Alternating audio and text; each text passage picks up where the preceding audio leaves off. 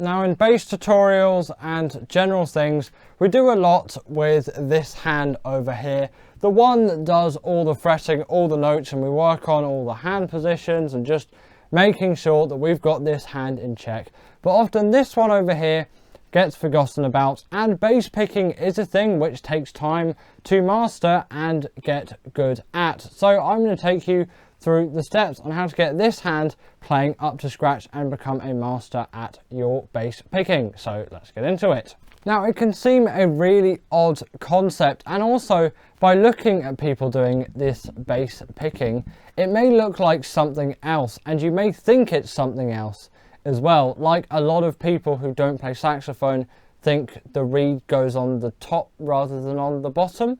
I've just seen it a lot, okay? It's a common misconception. With bass, there's a common thing where beginners will pluck the strings, pull the strings up when they try this technique, because that's what they think. Yeah, you pluck it like, you know, you pluck it with a pick. You pull up, you use your fingers like you would a pick. And, you know, for a pick, that's not really what a pick's actually doing. Where you're doing that plucking motion, the pick is just pressing into the string and pressing through the string. And that's ultimately what you want to do with your hand, is press the string through. You can see here, or you should be able to hear, that I'm not plucking. That's what plucking and picking sounds like. You can see how it's a bit sort of harsher. If I press through, I know it sounds similar, but you can see how my hand position has to change for that to work, and how I'm way less consistent. I can't get my bass plucking consistent like I'm doing there if I'm plucking the strings up, and it gets worse on higher strings. So, you know, you press the string down, and what I mean by press isn't like just push it down like it's a button, but it's sort of press through it. So if you've got your thumb here, hopefully you've got it grounded on a pickup of some sort. Let's just focus on the E string for the time being. So if we're playing the E, ground it on any sort of pickup you want. I don't want it over here or here or here or whatnot. I want it on top of the pickup. Now your bass might not have this pickup, because most of you probably don't have Stingrays, but just find this like little black box coming out of your bass. You know what your pickups are probably, but if you don't, there's these little things that come out, and you should be able to rest your thumb on the top of them. If you're playing the E string, rest your thumb there, ground it, keep it pretty straight, don't really bend it or curve it, keep it pretty straight, and then this hand comes over sort of like that sort of shape. Yes, the wrist angle is a bit steep, perhaps it's less steep when you have it. Mine's a bit like that, sort of drapes over this part of the bass. This part's deliberately shaped so you can put your hand here pretty comfortably, and then yeah, get your finger in, thumb sort of not directly parallel to it, sort of like your thumb isn't just right on the back. I sort of got it angled to the side slightly, sort of a 45-degree angle with my thumb facing towards the bass there. And then I'm pressing through the string into my thumb rather than any other part of me. I'm pressing through into my thumb. This first finger goes straight into the top of my thumb, and the second finger sort of comes around the side, and they're the different, you know, ways my fingers land there. You can use 3, but for today we're just focusing on 2, and it alternating going, you know, first, second, first, second, first, second, first, second, first, second. And ultimately you're going to need to do a lot of just playing an open string and just getting used to that bass plucking technique. Essentially, you should be able to talk, have conversation through it, and keep that consistent as well. In the sort of early days, you'll struggle to, you know, keep it all reasonably consistent, and you'll want a metronome for this, and start slower tempos. Don't immediately just absolutely rapid fire go all over the strings like that. No, start like really slow like this, and just go through it and keep going and get a metronome going and start doing that. Of course, I haven't got a metronome on at the moment, so that probably wasn't perfectly in time, but do that and then you can do it. Remember, first, second, but you always want this on beat 1. If it's an upbeat in a bar, you start on your second finger. If it's a quick note before, and 1 and 1. So that's going second, first, and 1 and 1 and 1, because this one sort of should be weaker as such. Like, this is for the stronger beats, and then this second finger, your middle finger, is for all the weaker beats in the bar. essentially, because it's a 1 and 2 and 3 and 4 and. So it's the ands if you're playing quavers, the 1 and 2 and 3 and 4 and then, you know, for 16ths it's different again. But it's all the sort of offbeats that go on that aren't on the 1, 2, 3, 4, because that's what you're doing in this hand. 2, 3, 4, 1, 2, 3, 4, 1 and 2 and 3 and 4 and 1 and 2 and 3 and 4 and. You just add that second finger in essentially and really press the string, don't pluck the string. That's the main thing which I say you'll find you get a much better tone, and you won't be really hurting your fingers as much as you would be. You will get blisters and things like that, and I still get blisters from time to time, especially if I've taken a little break for a bit perhaps. But, you know, it's a sign of your good effort and your good work. But, you know, just don't pull up the strings, don't pluck the strings, don't just do all that. Just press the string through into your thumb lightly and delicately. I'm barely putting any pressure on the strings as I'm doing this, because often playing lightly is the best way to do things. But there's one more thing which I'm going to talk about with this hand, because it's got one more job to do, and it's what if you want to play some other strings. If you want to play anything on the E string, fine, you can sound the pickup, but I can't reach all the way over to the G string. And this is another issue which I often find. People stick to a position and are grounded to it and then don't move their thumb at all, and they bend their hand over like this. This is not what you want to do, and you need to actively think about this when you start doing it. Once you know, if I just play something, it's second nature. You can probably see, look, my finger's going down as I go towards the G string, and then it goes back to the pickup, and all it's doing is gliding across and back down, and you know, it goes all the way up to the D string. Sometimes my thumb's on the D string. Sorry, I didn't mean to bring out my G there. So it's on the D string, the A string, the E string, or the pickup, and you've got to actively think to yourself what string you're on demands what. And my general rule really is whatever string you want, you sort of go one step down from it. Although usually if I'm playing the G, I'll usually be on the A. Sometimes I go down to the D. You can think of it. If you're on the E string, have your finger on the pickup. If you're playing the A string, have your finger on the E string. If you're playing the D string, finger on the A string. You can keep your finger on the A string for the G string, but you can go to the D string as well for that G string. And if you can just glide your finger up and down, and you can see my thumb's moving from all these positions and it's gliding in between, and then that's how my finger's moving, because that's how you get the dexterity to go, you know, whatever you want over the fingerboard essentially, and you can do all of that sort of stuff. But you do need to focus on one thing with your thumb once you're past the E string. If you're on your E string, it's fine, and for muting, you're keeping it muted. But if you're on the A, make sure your thumb's resting on the E, because it's going to keep that muted. And for the D, my thumb is resting on the A and the E strings to stop them from ringing out, because it is another issue. And if you want cleaner tone, you've got to make sure you're blocking those strings. My thumb is simply just resting sort of sideways, just on the strings, and then I'm picking it, and only that string is ringing out. I'm not putting pressure on the strings. I'm just as lightly as just resting my hand on them. I don't want to be pressing in, digging in, doing all sorts of things. That's going to scuff up the side of your thumb here. So don't do that. Just gently on the side is enough. So that's my tips for bass plucking technique mastering. If you remember, press the strings and you know to move your thumb when you go up and down the strings, and you get that down, you are a master already at doing all this stuff, as well as the consistent picking technique. Then you've got it essentially, and then you can bass pick technique. So build it up over time, because it does take time, and hopefully this has taught you something, and now you know where you're going when you're doing your next bass tune, and you can start incorporating some proper bass plucking rather than using a pick if you're doing that at the moment, or some incorrect plucking. I'm sure most of you have wanted to play a bass solo before, and in today's video I'm just going to give you some tips which are going to help you along with that journey. So let's get straight into it. Now, a bass solo typically is perhaps got less influence on the solos played on the tune than a horn player. So don't expect to sound exactly like a horn player and maybe to the height of the horn player. There aren't as many instruments playing at the time, but that doesn't mean the bass solo is necessarily worse or more simplistic. you can still play and do all those things that the horn has done.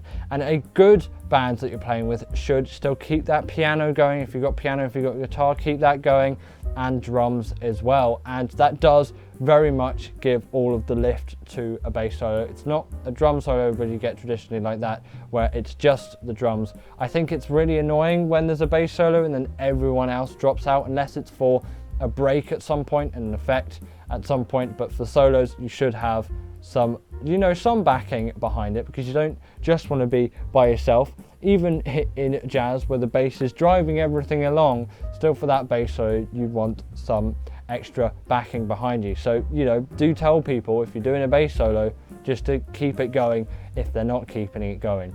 And I would say start melodically and end melodically if possible. If you don't know the melody, that's fine, you can stick to the chord changes. If we take major 7 there, and then we can have dominant 7, minor 7, half diminished 7, diminished 7, and then augmented 7 as well. If you don't know those chord changes, I cover them in much more detail in some of my other videos. I'll link one of them up there, but you can go look at my channel and have some more details on that. But use chord tones if you don't know. Otherwise, use the melodies. Let's take Record Me, for example. You know, you could just start with that first melody figure, and Record Me is the solo example which I'm going to give you at the end of the video, so you can listen out for me using the melody at the beginning, at the end, and I will come back to that shape. It's a good sort of way to structure a bass solo. You start it as, you know, you're going to end it, or you end it as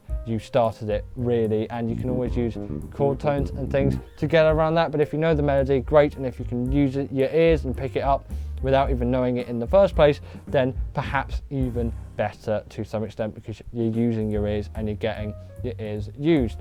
I would also say when you're doing a bass solo, because obviously you're going to be playing with other people, listen to what they're doing as well and steal ideas from them. If the piano player does a rhythm that you particularly like, play along with it. And obviously this takes time, this takes practice, you need ear training, but just for picking up rhythms, you can do that with really no experience behind it. You can just be like, that's that rhythm, I'll play that rhythm. But if you want to get more into detail, then you can play the exact notes that someone does. Maybe the pianist does, you know, a specific sort of line in the background that you like, and then you can copy that. And it tells them that you're listening to them, and then they sort of perk up and be like, oh, the bass player's listening to me, I'm going to feed them some more ideas. You can even do a solo where you just take all of your ideas from one person, and you're essentially having a conversation with them, but no one else really knows, perhaps apart from you two and probably the other people in the band as well. They should know, at least, especially if you're playing on more of the higher end level of things. Even if they're people you haven't played with before, you can still do this, and if they pick it up, notice it and realize it, it can be a really great thing to have in a bass solo. The next one is just develop rhythmic ideas. Rhythmic ideas are so useful, they're so important in a great jazz bass solo. Let's just take a form like, I know that's from the melody of Now's the Time, but if you just use that sort of rhythmic shape and just, you know, take it around the fingerboards and do things with it like that. You could do a rhythmic shape like that, and it can be more complex shapes. You can split the beat into 5, you can split the beat into 7, you can do all sorts of like sort of triplety things like that, and descend, etc. So you can do all things like that and just add rhythmic patterns, rhythmic devices, and you know, your bass solos will carry a lot more. You have a lot more to do, and just sort of play one thing and then move it up, and then move it up, and then move it up, and you can get a lot of good bass soloing effect from that per se. And it does move on to another point which I have, which is you can totally play the same thing twice. Like, develop rhythmic devices and play rhythmic patterns repeatedly, but you can even play the same notes again, and you can even just do a 1-note solo if you want. I know I've got 2 notes in there, but you know, you can stick an octave in there and do things like that, and you can play around with the rhythm on just 1 note, and then maybe play around with that note in octaves as well, and wherever you can find that note on the bass fingerboard. But don't be afraid to play the same thing twice. With improvisation, you can play the same thing twice. It's what you feel in the moment, frankly. And it's not just, oh yeah, just keep playing stuff and don't play what anyone else has ever played. It's got to be your own creative, or just your own thing entirely. No one else has ever played it before, where frankly someone else has probably played something very similar, and some of the things you're doing basically every other like professional jazz musician has done before you. So don't get in that mentality, but you know, feel free to repeat stuff, because repeating stuff is great. It adds effect. Like authors and writers will repeat certain words and phrases over and over and over again because they're just useful within the language. Like, count how many times "and" is used on the first page of a book, for example. It's not just going to be there once, it's going to be there quite a lot of times, and it's all in that vocabulary really. And if you keep repeating stuff, you sometimes get writers to repeat stuff for effect. You know, they might just repeat a word, or maybe 2 words, maybe 3 words. It's however many words you want it to be. And there's all sorts of references you can make through all the arts, because literature is an art, of course, and they all share repetition. So don't be afraid to repeat stuff when it comes to your solos.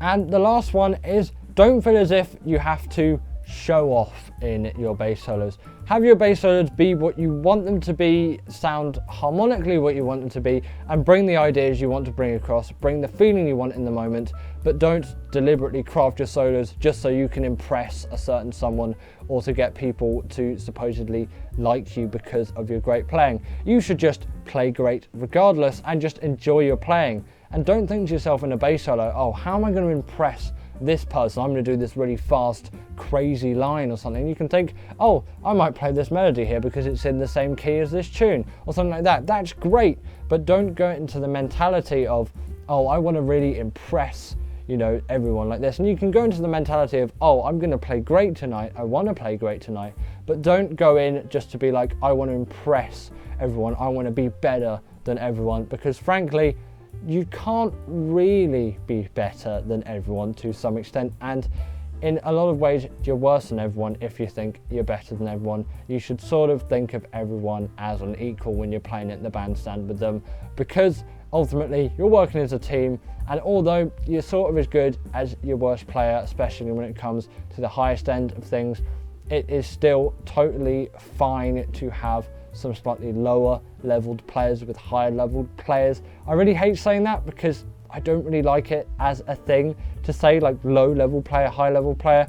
I know if things and words get chucked around like that, but don't get too cocky essentially. Don't think, oh, you're the best at doing what you do, and just be humble, be nice, and play the solos that you want to play, but don't play the solos that you're going to do deliberately to make yourself seem better than everyone else. So that's all I've got for today's video. So now you know what to do next time you are going to take a bass solo. That's it for today's video.